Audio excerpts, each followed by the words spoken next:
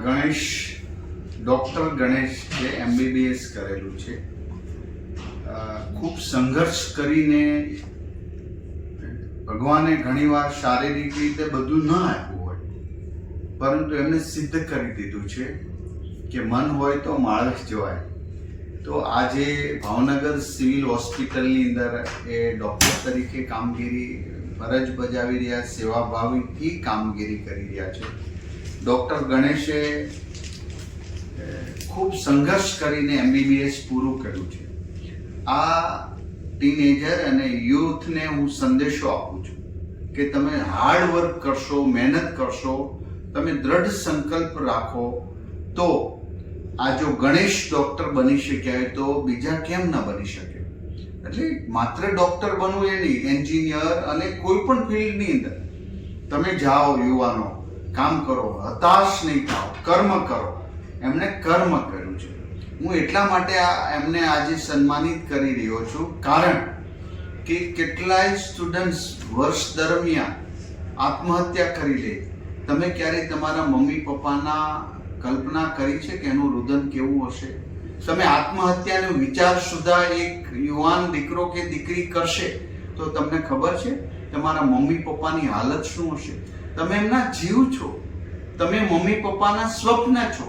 મારા મેડિકલ કોલેજની અંદર જ્યારે પણ આવો અણબનાવ બને, હમણાં જ 1 મહિના પહેલા અણબનાવ બન્યો, આત્મહત્યા કરી દીકરી, ત્યારે ખૂબ દુઃખ થયું. કારણ કે મમ્મી પપ્પાએ સ્વપ્નો, અરે તમે નાપાસ થાવ, બીજી વાર પ્રયાસ કરો. દુનિયા આજે અંધારું છે તો રાતના અંધારું સવારે સવાર થવાની જ છે.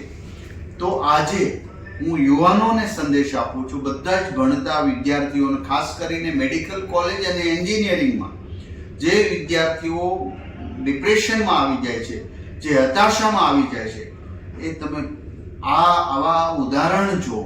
તમે ગીતાના કર્મવાદમાં માનો ને તમારા મમ્મી પપ્પાએ વાવેલા સ્વપ્ન નાપાસ થઈને મમ્મીને ફોન કરો, હું નાપાસ થયો છું, નાપાસ થવું અને હું ફરી વખત ટ્રાય કરીને પાસ થઈશ.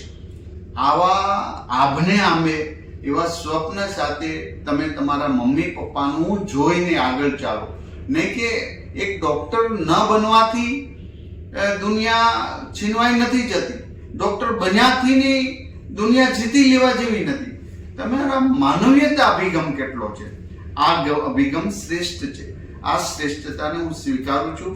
ડૉક્ટર ગણેશને શોલાવું. ડૉક્ટર ગણેશ એ આપણા ગુજરાતના ડૉક્ટરોને એ ગર્વ લેવા જેવો.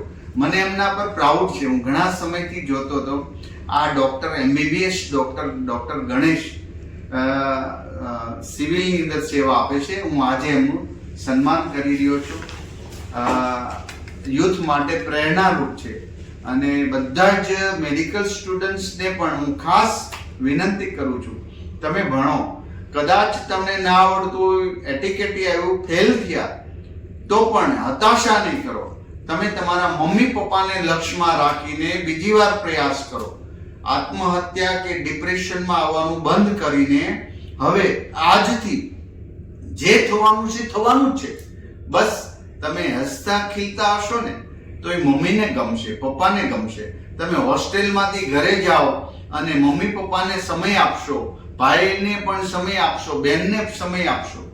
આ એક કુટુંબ વ્યવસ્થા છે. આ જ માનવીયતા અભિગમ છે. બસ આ અભિગમને પાણી પાઓ, વિચારો રૂપ પાણી પાઓ અને એને વટવૃક્ષ બનાવો. તમે સફળ થશો, ધ્યેયનિષ્ઠ કરો. અને માત્ર પાસ થવું ને નાપાસ થવું એ સફળતાની માપદંડ નથી. તમે કેટલા ખુશ રહી શકો છો, તમે બીજાને કેટલી હેલ્પ કરો છો. હું ડૉક્ટર બનીને અનેક દર્દીઓને મદદરૂપ થઈશ. આવો દ્રઢ સંકલ્પ કરીને આગળ વધો. ખાસ કરીને મારા હોસ્ટેલની અંદર ભણતા દીકરા દીકરી મેડિકલની અંદર એમને મારો આ સંદેશો છે, સંદેશો પહોંચશે, મને વિશ્વાસ છે. અસ્તુ. ભારત માતા કી જય. અને ગણેશને આપણે વધાવી. હા બોલો સાહેબ. હું એક વસ્તુ ઉમેરવા માંગુ છું. મારી સાથે છે મારા શિક્ષક ડોક્ટર દલપતભાઈ કાતરિયા, કે જ્યારે મને એનસીઆઈ કમિટીએ રિજેક્ટ કર્યો હતો MBBSમાં એડમિશન માટે, તો એમણે જ ગુજરાત હાઈકોર્ટમાં અને ત્યારબાદ સુપ્રીમ કોર્ટમાં કેસ દાખલ કરી અને મને MBBSમાં એડમિશન અપાવ્યું. તો હું આપના થ્રુ એ જણાવવા માંગુ છું કે શિક્ષક કેવો હોવો જોઈએ એનું એક શ્રેષ્ઠ ઉદાહરણ મારા શિક્ષક છે ડૉક્ટર દલપતભાઈ કાતરિયા, અને વિશેષ મારી સાથે મારા મેડિકલના સિનિયર મને માર્ગદર્શક ડૉક્ટર યશભાઈ દવે છે, અને ડૉક્ટર અક્ષયગીર ગૌસ્વામી અમારા ગવર્મેન્ટ મેડિકલ કોલેજ ભાવનગરના જનરલ સેક્રેટરી છે. એ મારે ખૂબ સારું એવું સપોર્ટ અને માર્ગદર્શન રહ્યું મારા મેડિકલના અભ્યાસ દરમિયાન. અને અમારા મેડિકલ કોલેજના ડીન શ્રી ડૉક્ટર ચિન્મય શાહ સાહેબ અને મેડિકલ સુપ્રિન્ટેન્ડન્ટ સાહેબ અશોક વાળા સાહેબ, એમનો પણ ખૂબ સારો એવો સપોર્ટ રહ્યો કે એમના કારણે જ હું અહીં સુધી પહોંચ્યો છું. તો એમનો પણ દિલથી આભાર માનવાનો છે સર. Thank you sir.